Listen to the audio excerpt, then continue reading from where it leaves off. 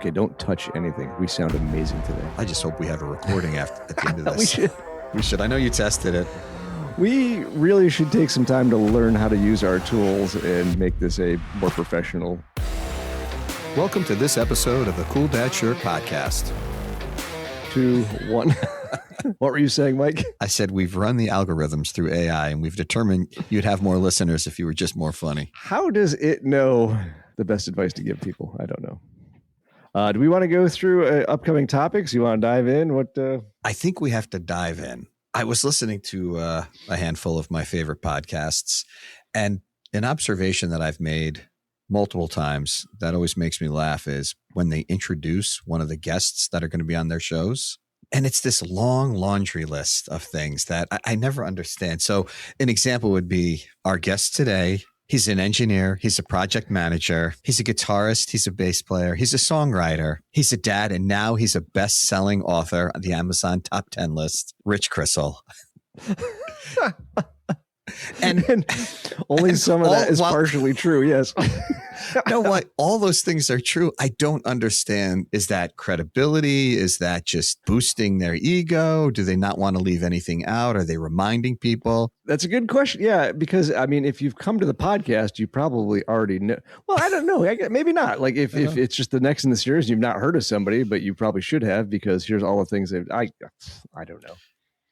I mean, who am I to judge? They have 5 million downloads. And here I am in my basement with no backdrop. So I guess maybe they're onto something. Maybe I shouldn't be so judgy today is this my week. Friend Mike, he's really funny. And I'm okay with that, you know? I'd like to introduce our guest today, Mike. That's a great intro. He's a dad. You might remember him from such moments as mowing his lawn this morning. When we have a guest on the show again, I'm going to make sure that I make at least 5 to 6 different personal references about things someone does while introducing them. Yeah. And even if they're not all true, I think that would be very funny. They're all fake. Well, I got a lot of things. I'm not organized enough to suggest what we might go through on today's episode. So I got stuff. Whenever you're ready, yeah, jump in. No, you go first, Rich. I've already ranted a little bit about show intros. So speaking of AI, I had a question for you. It is pretty amazing, of course, as we all know. Do you ever feel compelled to say please or thank you? Do you ever thank AI after a stellar answer? I don't say thank you, but I found myself saying, could you please help write? I've politely asked. I've never thanked AI. I have on an occasion with an exceptionally good answer that I was not expecting, where I was blown away. And then I got thinking, well, there's probably 2 reasons you should do that. Number one, it does reinforce that the answer it gave was proper, and that helps training the model. And number 2, in the event there's a robot overlord takeover someday, I want it to remember that I was actually very nice while the humans were still in control of things. So I figured it might be a good idea to be polite to AI. Please spare me when you take over the universe. Give me a cushy job somewhere, please. I sarcastically thank Alexa from time to time when she sort of goes off on this hallucination after you ask her something and gives you some random nonsense. I'll sarcastically say, thank you, Alexa. You are absolutely no help at all. So maybe I should stop. Based on what you have just told me, I'm concerned that there is a whole database of sarcastic Mike and AI. I will rethink my manners while talking to artificial intelligence. Alexa's going to kick your door in one day and say, remember me, Michael? I'll come home one day, nothing's working. The lights are blinking on and off. Not so funny now, are you? Then I'll make sarcastic comments about you. Good point. I'll work more kindness into my AI prompts. Stuff to think about. Do you ever think about inefficient efficiencies? I probably have. Give me an example. Here's an example. This one drives me crazy. Some of the cleaning people at work, all very nice. We have kitchenettes, these little mini kitchens scattered around the floor where they have a sink, a vending machine, a refrigerator, and then there's some trash bins. And they come in and they clean them all the time. They're very well kept. They do a great job. But what they do in the garbage pails, instead of just putting one garbage bag in the pail, they'll line it with like 10 bags. So when they go in, they can just pull out the top bag and there's like 10 more bags in there. But what happens is it's so stuffed with garbage bags, you can only put garbage about 3 or 4 inches deep in it, and it doesn't get pushed down to the bottom. So they keep getting like 3 or 4 inches of garbage. Someone opens up the drawer to put garbage in it. All that garbage falls out because it can't get pushed down. The cleaning people come in, they pull out that top bag and they leave. And there's this massive 35-gallon garbage bag with like 2 cups, a napkin, and a plastic fork in it. Now you're on to garbage bag number 2 of 20 garbage bags. And that cycle keeps repeating itself all through the day. I'm not paying for the garbage bags, but I can't help but think that this seems rather an inefficient use of a 35-gallon trash bag. No, I'm with you. That's a brilliant observation. Yeah, the upfront prep time is not paying off on the back end, is it? Yeah, no, and it's resulting in more bag usage, really. So exactly, more bag usage, more frequent changes, more time going in and out of the kitchenettes to empty those filled up bags. You know, speaking of stuff around the office, we got this guy. Kevin. Kevin listens. Hey, Kevin, how you doing? Thanks for everything you do. He's a maintenance guy. I see him several times a day, and I do have to say, I don't know how this guy does it, but he has funny, original material every time I see him. He's always got a zinger, a joke. He never repeats the same thing twice ever, and it's always a hoot anytime I bump into him. Even if I see him like halfway down the hall, he'll make a goofy face or wave his arms or something. It's nonstop entertainment. So Kevin, never stop being you. Hold on one second, Rich. Kevin, it's Mike. What are you doing next Tuesday? Are you available for a podcast? Excellent. He would probably do it. He could up our funny. Those personalities are great to have as a coworker. No doubt. It's not like, hey, how you doing? It's never, living the dream, or another day in paradise. I'm like, okay, that was funny in like 1987. You have to stop saying that now. Yeah. But no, he's got. Yeah, that comes along with the working hard or hardly working. He's got new material every day. I would like to propose a business suggestion. I've been out 1 a.m., 2 a.m., and the Taco Bell drive-thru could be 15, maybe 20 cars deep, which is great for business. And I know a lot of fast food restaurants now serve breakfast. Even for a guy like myself who's in bed early, a lot of times it's wrapped up by 10:30. And I thought, for all these people who are out at 2 a.m., getting Taco Bell, they're probably sleeping till like noon. So wouldn't it make sense that restaurants like Taco Bell serve breakfast till like 3 p.m.? Just shift the clock. You make a great point, because you would think Taco Bell would know their demographic. They are a late night demographic and sleeping in late demographic. Yes. They're going to be ready for breakfast around 1:45 the next day. So why not have your egg burritos on the menu till 3 p.m.? Not a bad idea. Well, those places that advertise breakfast all day, that's always a winner. The problem is it's a watered down menu. It's only 1 or 2 items. Gotcha. Yeah. The pancake machines shut off at 10. We're not making waffles any later than that. Now, the other day, Mike, I thought I was losing it, and I thought I had actual hard evidence that I was starting to lose it. We're really not that old, but all of a sudden it seemed like my memory was slipping a little bit, where I kept noticing time left on my microwave.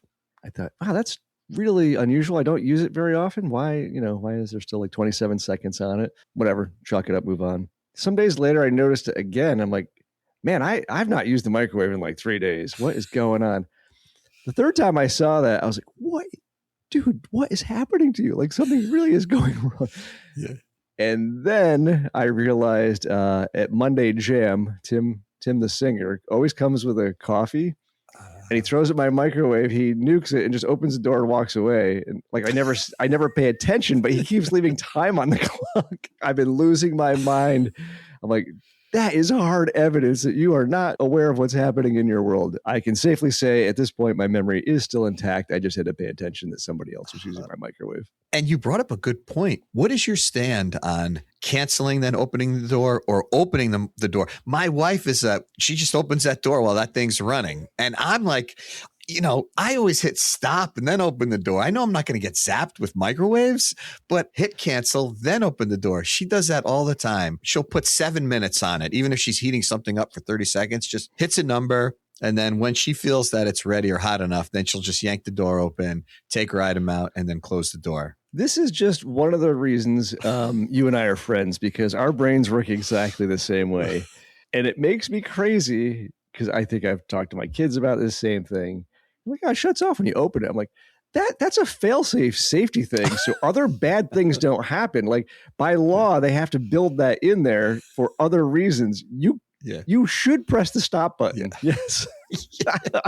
Electronics fail at some point. What are you going to do when that thing's open and the motor is still humming away? There was an example. I can't remember what it is, but I remember having the same safety conversation. Like, well, it does. I'm like, as an emergency, so you don't die. Yes, that's what's happening. But that's not how you operate this machinery. Yeah, it's not in the standard operating procedure manual where just open the door. Yeah, not recommended. Forcefully engaging all the safety features in an emergency is not standard operating procedure. Are you the same individual that refuses to hit the brake to see if your car auto slows down if you're too close to somebody? I think not. That's a great point, Mike. Yes. Speaking of driving, this makes me a little nuts. You're driving down the road, whatever speed limit you're doing. There's a car next to you. Say you're doing 65. Now you try to speed up to go past that person and they speed up. And then when you slow down to try to then get behind them, they slow down. And they play that whole game with you, speeding up, slowing down. It's subconscious, I'm sure, but that drives me insane. I see that every day when I'm going to work. I agree. There's a lot of annoying drivers out there. I don't think most people do that on purpose. There's a psychological thing going on where yes, they're keeping pace or they have parity of what's happening on the road. I think that's entirely true. But it is very frustrating where, you're going 63 miles an hour. Like, all right, I'm just going to pass this guy. You get up to like 66 and then they're going 67. You're like, come on, man. Yeah, it's like you're reminding them they're going slow. So they speed up. They're like, oh, that car's trying to pass me. I must be going too slow. Which in their head, they're probably thinking I'm doing the right thing, but you're interfering with everything. So in between episodes, you had a little trip to Scotland. I'm not sure if there's any highlights that you thought you'd like to mention. There's a couple things I envisioned you not saying when you're over there. Did you want to highlight anything in particular on the trip? It was a great trip. We had an amazing time. Spent 5 days in Scotland, a few days in London. It was a little cooler and rainier. May is supposed to be the best month to be in the UK, and it was a little cooler and rainier. Except London. London was very warm. Holy cow, they were going through a heat wave on those particular days. Driving on the left, got pretty good at that. The roads are narrow and there's no shoulders. That is a little nerve-wracking when you're driving across the Scottish Highlands. But no, it was a blast. It was a hoot. Good food, good coffee. A Scotch whiskey, of course. You can't be any place to get anything better. And we had a fantastic trip, yes. Are the roads nicely surfaced but narrow, or are they a little bumpy and rough? They were all in pretty good shape. And I will say UK drivers are, I'm going to say it, they're better drivers and they're more polite. They are obsessive about using turn signals. They flash lights when they want to do things. They're always telegraphing what's happening. And I think maybe some of that comes with just the polite British, culture kind of attitude. But the driving was definitely noticeable over there, and I got a ton of great photos too. Yeah. It was a hoot. I bet you did. I wonder what their take is on AI politeness. That's a good question. I should have asked. A couple things I would envision you did not say when you were in Scotland. Someone please pass me the suntanning lotion. Noted. Yep. I'm selling all my guitars and buying some bagpipes. Oh, it's so quaint when you first get there that you're like, you have to stop with the bagpipes. Yes. I can also imagine you did not say Champy could totally kick Nessie's ass. USA. No, huh? I did not utter that. Yeah. No, that would have been great though, man. I wish I had thought of that. Make a t-shirt and just start walking around over there. Stir it up. Did they refer to women and ladies as like lassies or hens? We didn't hear any of that, no. And we were in remote Scotland and also big city Scotland. I didn't notice any of that per se. So that may be a previous generation. I never get song lyrics right, even after hearing the songs hundreds of times. For example, the lyrics to Panama. I might know them. Which part of the song? I always thought it said, "Is that you burning down the avenue?" I think. But I recently. Can I take a guess? Ahead. I think I know. Yeah, absolutely. Yeah. What do you think they say? Is it hot shoe burning down the avenue? It is. It's hot shoes burning down the avenue. I always thought is that you burning down the avenue? The hot shoe sounds way cooler. It's a proper lyric. I don't know what.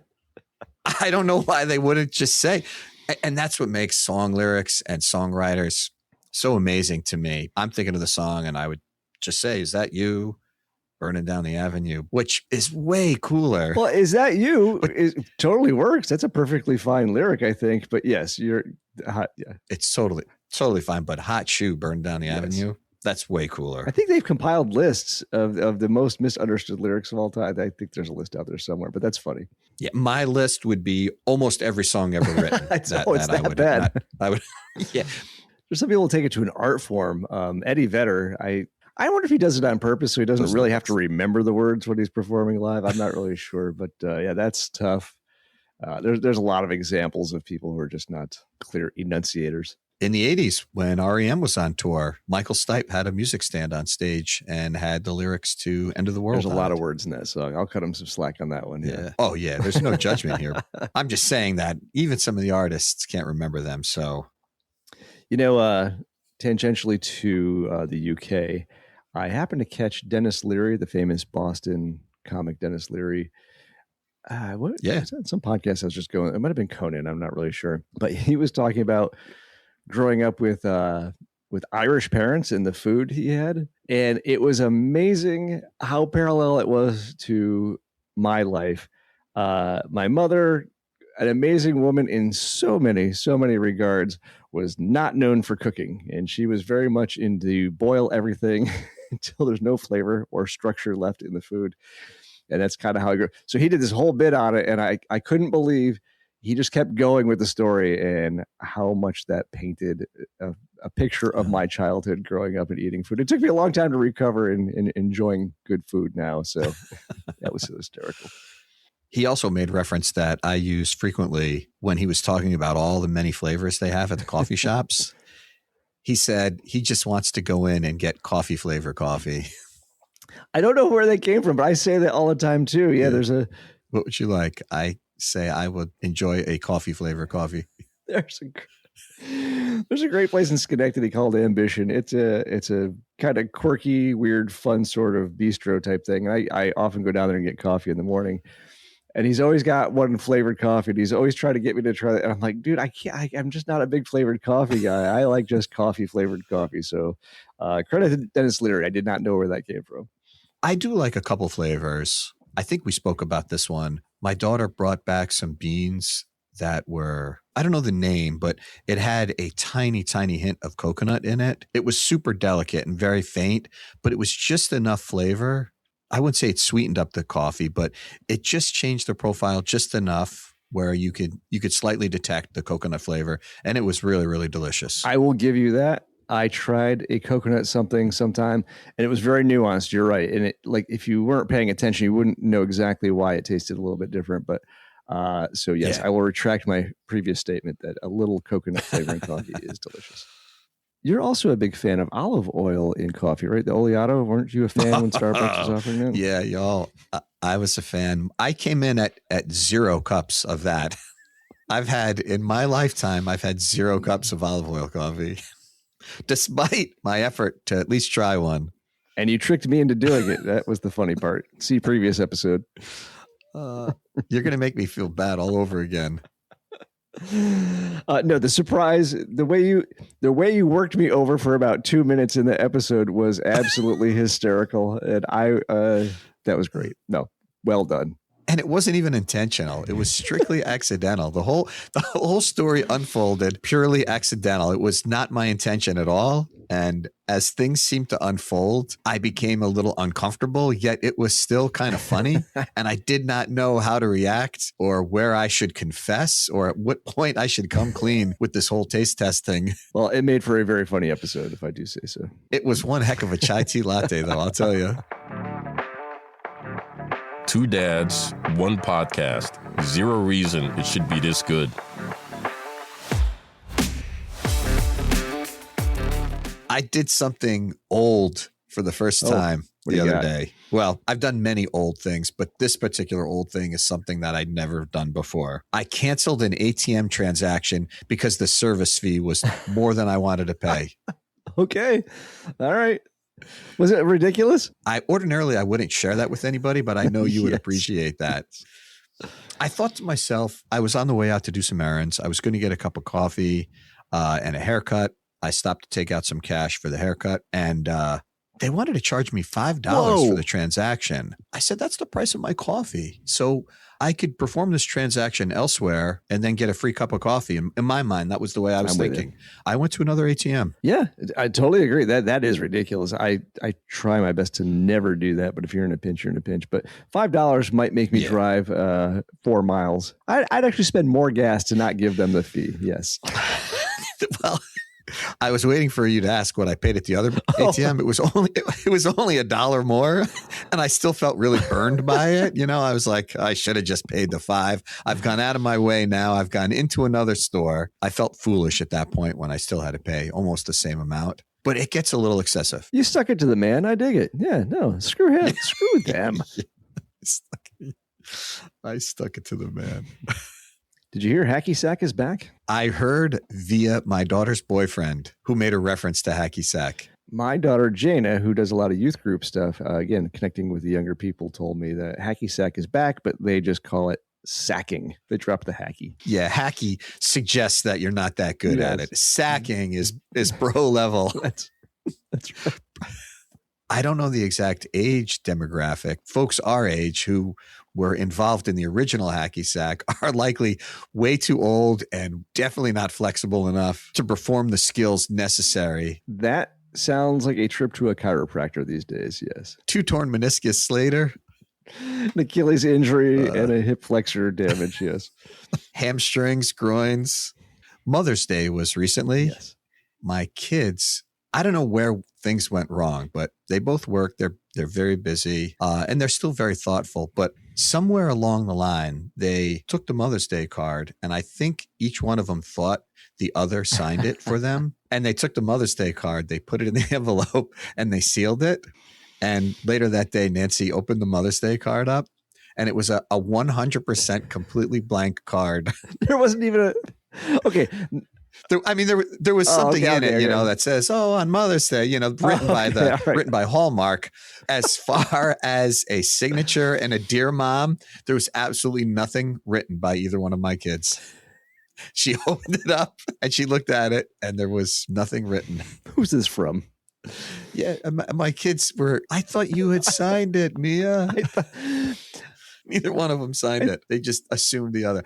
What I didn't do was ask enough questions and find out who was it that put it in the envelope and sealed it, because ultimately responsibility would fall on them. If this was the court of law, I would assume that responsibility to check to make sure that it was signed fell on them. That is the last step in the workflow to before sealing it. Yeah. I thought you were going to tell me it was like a blank card, where you just write a message in it. Like, she got absolutely nothing. She opened to nothing.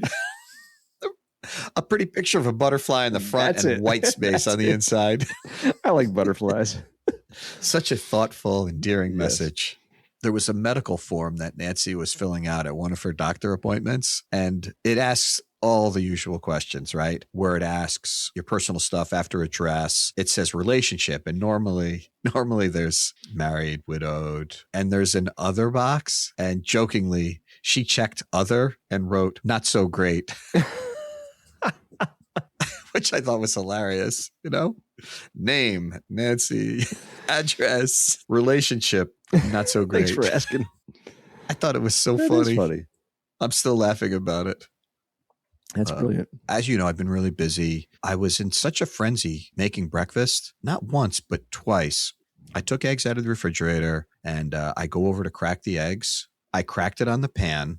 And then I held it over the garbage and opened it up and dropped the egg right into the garbage and not the pan. I said, I'm so tired. I can't even believe I just did that. I grabbed the second egg. I cracked it in the pan, held it over the garbage. I did it a second time. I did it twice in a row. That's not good. I said, I'm going to turn around and just go back to bed for a little while, I think. I think that's my best option right now. I'm going to go to Taco Bell, get some breakfast.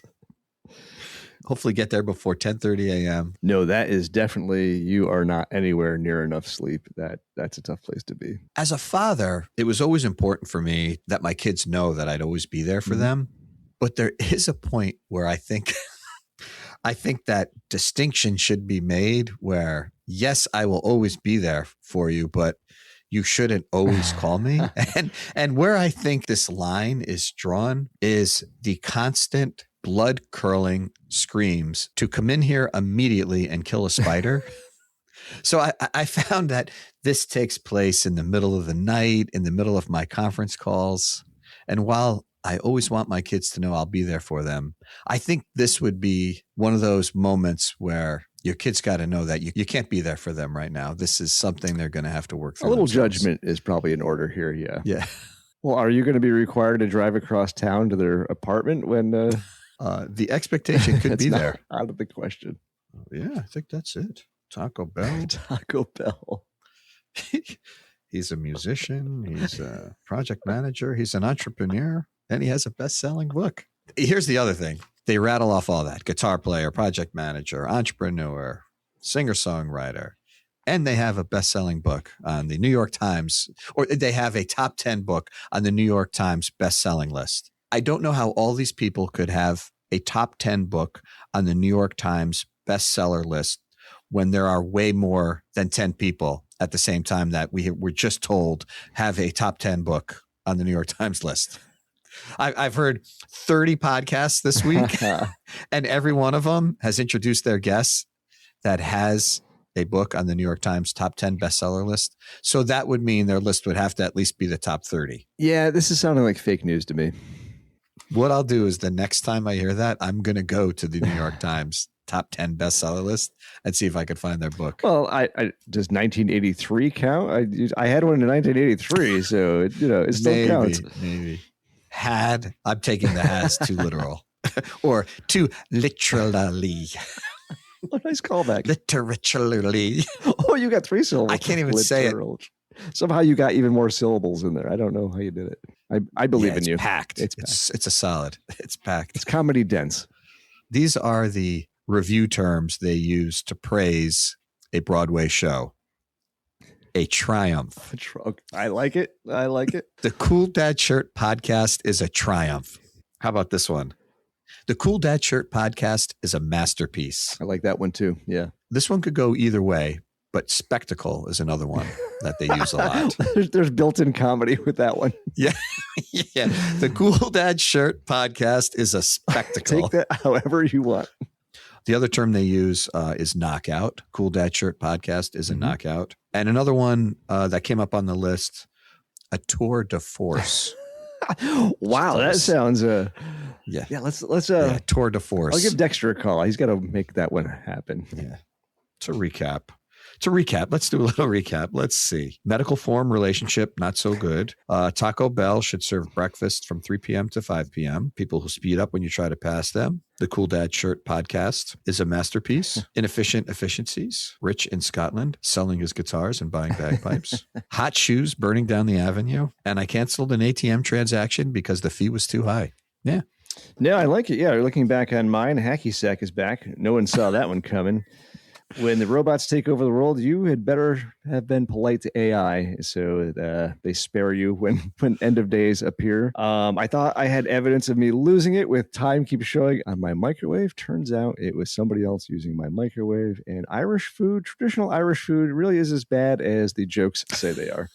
My dad, despite being mostly Italian, cooks very Irish. Like he loves those corned beefs. Oh, man. The corned beef and cabbage. And I think I told you, he had one last St. Patrick's Day, and it was like 10 days later. Oh, yeah. I said, "Oh, Dad, what are you having for dinner tonight?" And he said, "I still got some more of that corned beef left over." And I panicked. I said, "Dad, please tell me you cooked a second one," because he usually buys two and he'll make one at a later time. And he said, no, we still got some left over. I said, you can't eat that.